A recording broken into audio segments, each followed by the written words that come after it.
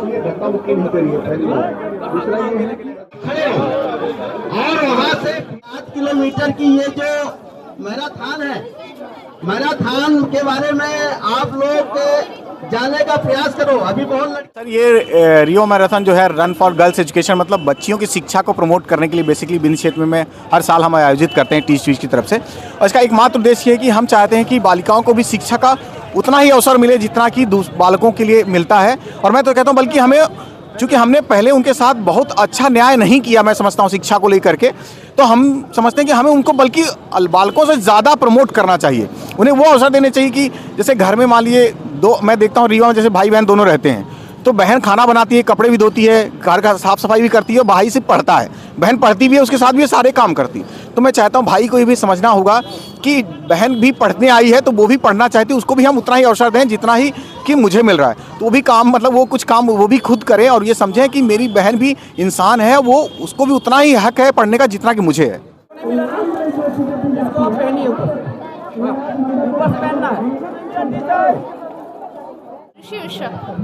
कौन सी क्लास में हो? 11th। आपको इस मैराथन के बारे में कैसे पता चला आपको? हमारे स्कूल पे आए थे यहाँ के सर लोग, तो उन्होंने बोला कि अगर गर्ल्स को अवेयर करने के लिए अगर आप पार्टिसिपेट करना चाहते हो तो हम बिल्कुल अप्रिशिएट करेंगे कि हाँ हम पार्टिसिपेट करना चाहते हैं, जिससे हम ज़्यादा से ज़्यादा अप्रिशिएशन दे सकें कि गर्ल्स कभी भी पीछे नहीं होंगी किसी से।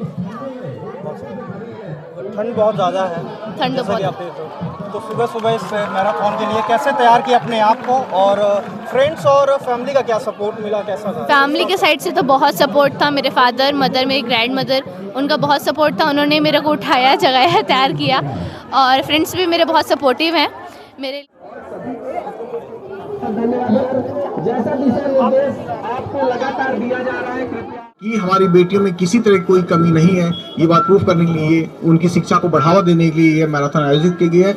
इस मैराथन में आई सभी बच्चियों का मैं तहे दिल से स्वागत करता हूं और बहुत बहुत मैं आपका आभार करता हूं कि सुबह सुबह 5 बजे से 5:30 बजे से हम एसके स्कूल से 12th क्लास में पढ़ रहे हैं, 8 सब्जेक्ट से हैं। तो यहाँ इस मैराथन के बारे में कैसे पता चला आपको? हमारे स्कूल में आते हैं हर साल ये लोग। आते हैं? हाँ, बताने के लिए कुछ खास तैयारियां भी की है? हाँ, अभी जब से फॉर्म डाले उसके बाद ही, जब से ये भर रहा है क्या इसका, किया तैयारी में, क्या किया आपने? बस सुबह सुबह दौड़ना और क्या। हाँ। हाँ, तो जो परिवार वालों का सपोर्ट मिला? हाँ बिल्कुल। क्या बोला उन्होंने? बोले जाओ। उन्होंने यहाँ तक छोड़ा हमें, 5 बोले थे 6 बजे से चालू होगा, तो हम लोग 5 बजे से यहाँ आके बैठ गए थे। दिमाग में क्या चल रहा है अभी? दिमाग में तो बहुत कुछ चल रहा है, पर तो सब रेस शुरू होने वाली है, क्या कुछ दिमाग में चल रहा है अभी? बस यही लग रहा है कि पोजीशन तो गेन करनी है और अवेयर ज़्यादा से ज़्यादा करना है लोगों को। That's it. संकल्पना ग्रामीण शैक्षणिक पहल का एक अभिनव। क्या कोर्स कर रहे हो आप? इस बार BSc सेकंड ईयर चल रहा है, बायोटेक से हूँ। अच्छा, तो इस मैराथन के बारे में कैसे पता चला आपको? हो गया ऑनलाइन आवेदन, देखिए फॉर्म तो ऐसे पता चला। सब कॉल सेंटर में जॉब करती हूँ इसलिए वहीं से पता चला।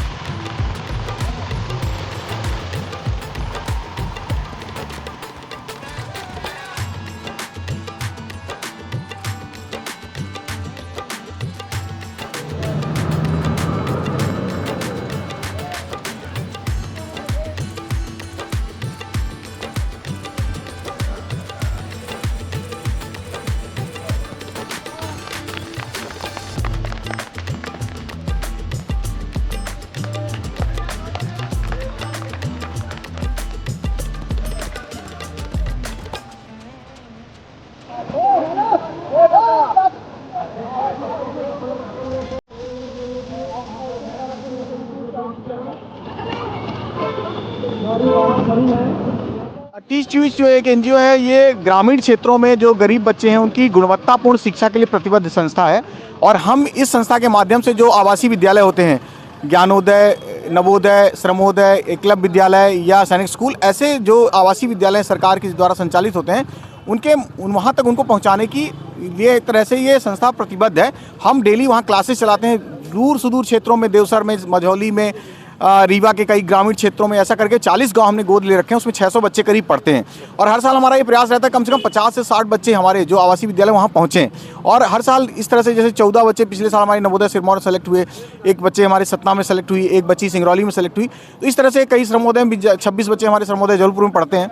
इस तरह से करीब 200-300 बच्चे हैं जो अभी बोर्डिंग हमारे पहुँच चुके हैं। और हमारा सतत प्रयास है कि हम बच्चों को शिक्षा के लिए, मैं ये चाहता हूँ कि उनके अंदर कभी ये ना लगे कि उन इकोनॉमिक आर्थिक वजह से उनकी शिक्षा में कोई कमी रह गई या हमें मौका नहीं मिला। क्योंकि मौका नहीं मिलेगा तो मैं कहता हूँ, जैसे आप पत्रकार हैं, अगर आप गांव में सोच के आप स्कूल नहीं गए होते कभी, तो क्या आप पत्रकार होते? कभी नहीं होते, क्योंकि आपने कभी पढ़ा ही नहीं होता ना यार।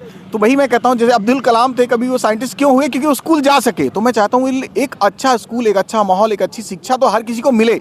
फिर वो कुछ नहीं कर पाए वो अलग बात है, पर हमें मौका देना समाज की और हमारी ये नैतिक जिम्मेदारी है कि देश के हर बच्चे को बेहतर से बेहतर शिक्षा उपलब्ध हो। तो ये संस्था उसके लिए प्रतिबद्ध है। भविष्य में महिला शिक्षा को लेकर क्या योजना है? मैं सोचता हूँ कि हम अभी बालिकाओं के लिए हम चाहते हैं कि रीवा जैसी जगह में हम बेटियों को जैसे उनके लिए कोचिंग्स की व्यवस्था कर पाएँ, उनके लिए हायर एजुकेशन में उनके एडमिशन को लेकर कोई दिक्कतें हैं तो उनके लिए हम उनकी मदद कर पाएंगे। पर मेरा मानना है कि जितने भी कॉम्पिटिशन एग्जाम होते हैं उनके लिए हम कोशिश करेंगे कि ऐसे संस्थान बनाए, टीच ट्वीच ऐसा बना सकें हम कि उनमें हम उनको free of cost education, higher education, उन्हें ग्लूकोज एवं पानी पहुँचाते रहे। जो भी हमारे वॉलंटियर्स, समाज के लिए कोई संदेश? बस इतना ही कि आप अपनी बेटियों को भी बेटों के जैसा ही समझिए और बेटियों को भी उतने अधिकार और वो दीजिए, इतना संरक्षण दीजिए कि वो भी खुले आसमान में सांस ले सकें। Thank you.